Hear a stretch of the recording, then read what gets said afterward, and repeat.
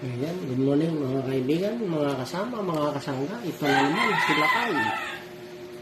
Ito ngayon ay bagong harvest sa farm ni Lakay. Ayan, alukon, himbabao, baeg sa ibang katawagan. Ayan. Konting mangga lang. Talbos at bulaklak ng alukon. Ayan, masarap na sa putahin ng ina mo na naman ni Lakay. Talbos po ay nasa kasarap po nito. Ito po ang gulay na pinakamahal at pinakamaganda sa katawan dahil anti-cancer po ito.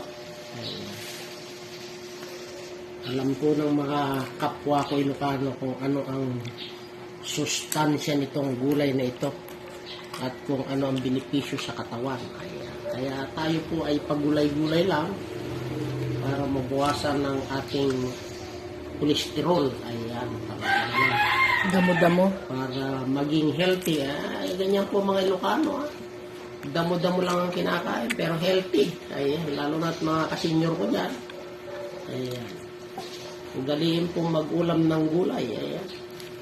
Alukon, himbabao sa Tagalog at baeg sa ibang katawagan. Ayan.